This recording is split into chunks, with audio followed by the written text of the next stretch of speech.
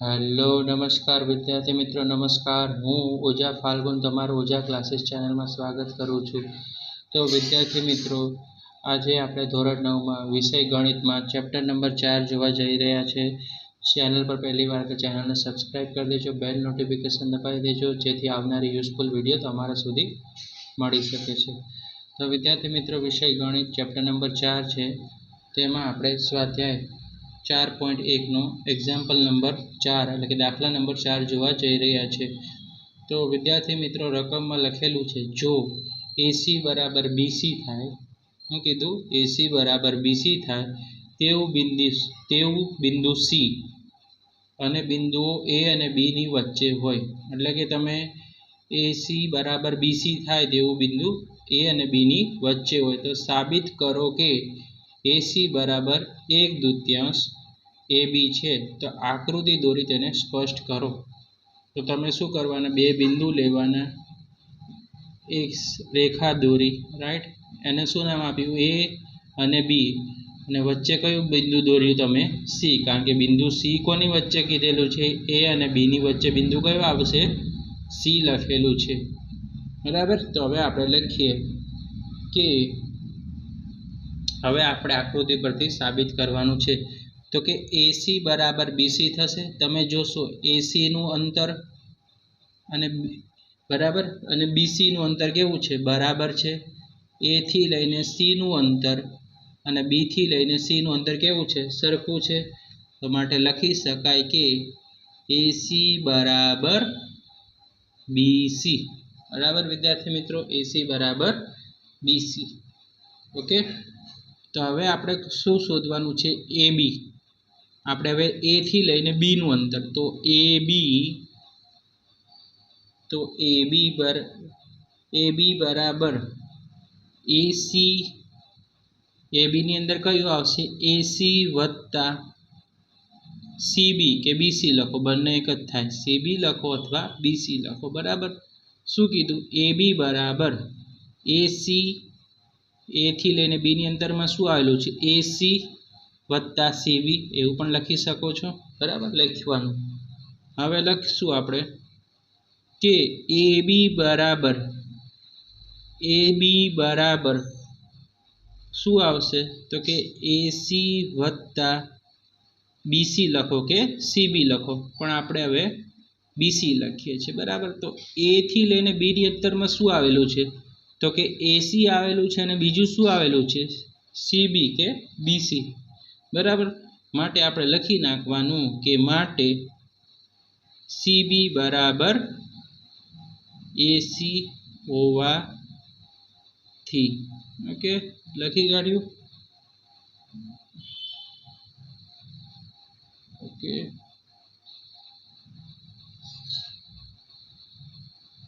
હવે એ બી બરાબર એ થી લઈને બીનું અંતર છે, બરાબર. તો એમાં શું આવશે? એસી. એ થી લઈને બીના અંતરમાં શું છે? એસી વત્તા એસી. એસી વત્તા શું થશે? એ થી લઈને બીના અંતરમાં શું આવશે? એ થી લઈને તમે બીનું અંતર લો તો એસી વત્તા એસી, બે વખત છે. માટે એવીને આપણે કરતા બનાવી દઈએ. એસી કેટલી વખત છે? બે વખત છે, માટે 2AC, બરાબર. એ બીને કરતા કર્યો, એસી અહીંયા બે વખત છે, માટે લખશું 2AC, બરાબર. હવે આપણે લખવાનું કે એસીની વેલ્યુ કેટલી છે? તો આપણે જે આ બે છે આપણે ક્યાં લઈ આવ્યા? અહીંયા લઈ આવ્યા, ડાબી બાજુ લઈ આવ્યા. અને કશું નથી તો આપણે ઉપર કેટલા મૂકી દેવાના? 1 મૂક્યો એટલે 1/2 આવી ગયું. આ બે હતા આપણે અહીંયા લઈ આવ્યા અને અંશમાં કશું નહોતું તો આપણે 1 મૂકી દીધો. તો હવે વધ્યું શું? તો કે એ બી વધ્યો, અહીંથી એ બી વધ્યો અને અહીંથી શું વધ્યું? બરાબર એસી વધી ગયો. ઓકે વિદ્યાર્થી મિત્રો, માટે સાબિત થાય છે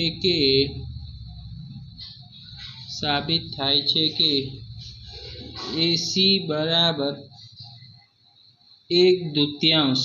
શું થાય સાબિત કરવાનું? તો એસી બરાબર 1/2 એ બી છે। બરાબર, આ તમારું દાખલા નંબર 4 નું સોલ્યુશન હતું। આકૃતિ પરથી જ આપણે કર્યું વિદ્યાર્થી મિત્રો। ઓકે, હવે પાંચમું છે।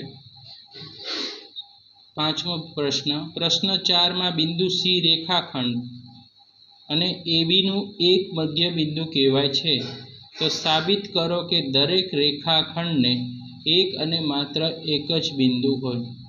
શું સાબિત કરવાનું છે કે એબીનું, જો બિંદુ સી કેવો છે રેખાખંડ, એમાં એબીનું એક મધ્ય બિંદુ હોય, એટલે આપણે એબી રેખા દોરશું અને દરેક રેખાખંડને એક અને માત્ર એક જ મધ્ય બિંદુ હોય। ઓકે, તો વિદ્યાર્થી મિત્રો હવે આપણે શું કરશું, એક રેખા દોરી નાખીએ। સૌથી પહેલા આપણે ડોટ્સ કરીએ, રાઈટ, રેખા દોરી। અહીંયા આપણે લખ્યું એ બિંદુ, અહીંયા લખ્યું બી બિંદુ અને મધ્ય બિંદુ કયું છે સી। બરાબર, સી મધ્ય બિંદુ છે અને અહીંયા બીજું એક બિંદુ શું લઈ લઈએ, ડી લઈ લેશું। બરાબર, અહીંયા કેવું લઈ લેશું, એક ડી બિંદુ લઈ લેશું। બરાબર, હવે આપણે એ બી રેખા છે એનું મધ્ય બિંદુ કયું છે સી અને ડી લીધું આપણે। બરાબર વિદ્યાર્થી મિત્રો, ઓકે, તો હવે તમારે શું કહેશું કે એ બીનો અડધો ભાગ શું છે, એ બીનું મધ્ય બિંદુ સી થશે, એ થી બીનું અડધું માપ કેટલું થશે, એસી થાય છે। ઓકે, તો લખીએ સી છે એ બીનું શું કહેવાશે, મધ્ય બિંદુ છે। એ બી રેખાનું શું કહેવાય, આ મધ્ય બિંદુ છે। એટલે તમે એ બી રેખા દોરો, એમાં મધ્ય બિંદુ શું કહેવાય, સી કહેશું। એટલે સી એ બી રેખાનું મધ્ય બિંદુ છે। એ થી લઈને સી નું અંતર એટલે એસી બરાબર 1/2 બરાબર એ બી। એસી છે એ કોના કરતાં અડધું છે, તો કે 1/2 એ બી જેટલું છે। આને આપણે આપી દો સમીકરણ નંબર 1। હવે તમે ડી ને મધ્ય બિંદુ લો। હવે કોની વારી આવી, ડી ને, તો ડી એ બી નું મધ્ય બિંદુ છે। હવે તમે કોને લીધું, ડી ને એ બી નું મધ્ય બિંદુ છે। હવે ડી ને મધ્ય બિંદુ લો તો તમે શું કહેશો કે એ બી ની અંદર કયું મધ્ય બિંદુ આવેલું છે, ડી।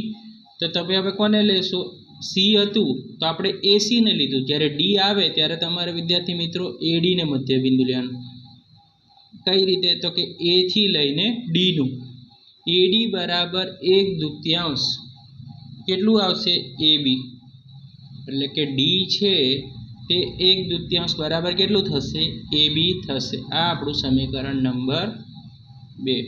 ઓકે, હવે સમીકરણ 1 માંથી સમીકરણ શું કરો, બાદ કરવાનું। સમીકરણ 1 માંથી સમીકરણ 2 ને બાદ કરતા।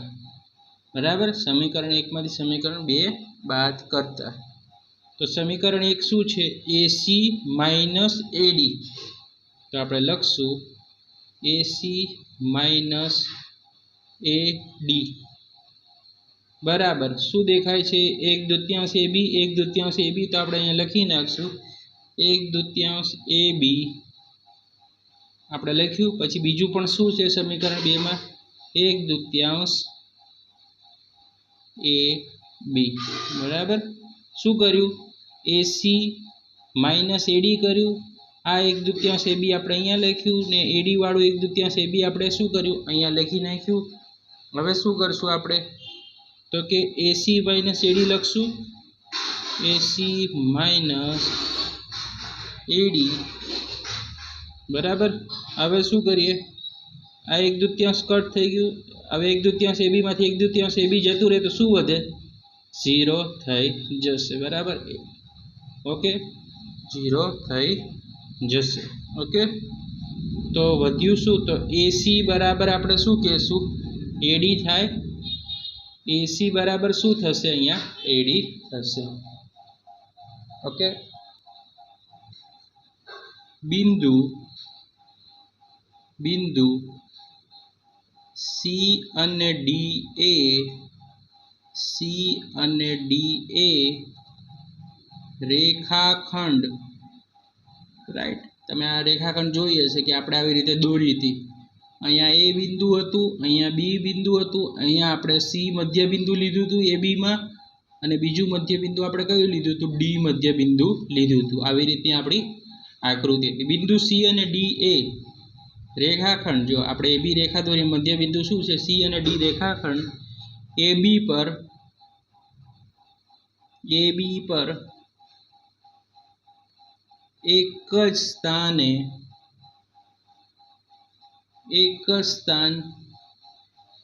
સ્થાન પર આવેલા છે, માટે સાબિત થાય છે. ઓકે, એટલે આ સાબિત થઈ જાય છે કે દરેક રેખાખંડને માત્ર એક જ મધ્ય બિંદુ હોય છે. બરાબર, આપણે રેખાખંડને કેટલું મધ્ય બિંદુ હોય છે? એક જ મધ્ય બિંદુ હોય છે. ઓકે વિદ્યાર્થી મિત્રો, હવે આપણે છઠ્ઠા દાખલા તરફ જઈએ. દાખલા નંબર 6. આપેલી આકૃતિમાં જો AC બરાબર BD હોય તો સાબિત કરો કે AB બરાબર CD. આકૃતિમાં શું દોરવાનું છે? AC બરાબર BD અને સાબિત કરવાનું છે કે AB બરાબર CD. મોસ્ટ IMP બરાબર પૂછાશે. તો આપણે એક આકૃતિ ડ્રો કરી દીધી. ઓકે, બરાબર. આ ડી બિંદુ લીધું. ઓકે, આપણે આ લીધું સી લીધું. આપણે અહીંયા બી બિંદુ લીધું અને આપણે અહીંયા લીધું બિંદુ એ. રાઈટ, ABCD આકૃતિમાં આપેલું છે. તો આપણે લખવાનું કે AC બરાબર કેટલું છે? BD જેટલું છે. બરાબર, પહેલી જ આપણે રકમમાંથી લખવાનું કે AC બરાબર કેટલું છે? BD જેટલું અંતર છે. AC બરાબર BD. ઓકે, હવે આપણે લખશું કે AC તો BD બરાબર કેટલું થશે? તો કે B થી લઈને D નું અંતર હોય તો એની અંદર શું આવે? તો કે AB આવી જાય. બરાબર, BD પૂછેલું છે તો BD ની અંદર શું આવે? તો A થી લઈને B નું અંતર આવે પ્લસ B થી લઈને C નું અંતર આવે, એટલે BC લખી શકાય. પરિણામ નંબર 1. BD બરાબર, આપણે BD શોધીએ છીએ તો BD ની અંદર શું આવશે? તો BD બરાબર હોય તો આપણે લખવાનું સૌપ્રથમ કે BC, જો B થી લઈને D ની અંદરમાં શું આવશે? BC વત્તા CD. BD નું અંતર પૂછ્યું છે તો BC આવશે અને શું આવશે? CD આવશે. આ આપણું સમીકરણ નંબર 2 અને ઉપરનું હતું સમીકરણ નંબર 1. ઓકે, તો હવે આપણે લખવાનું કે AC બરાબર BD, જે આપણને રકમમાં હતું તે, કે AC બરાબર શું થશે? BD થશે. ઓકે, ચલો હવે આપણે શું લખશું કે AB, A થી લઈને B, AB વત્તા કેટલું છે? BC છે. AB વત્તા કેટલું છે? આપણું BC છે. માટે BC બરાબર B થી લઈને C, એટલે કે BC બરાબર વત્તા કેટલું છે? CD છે.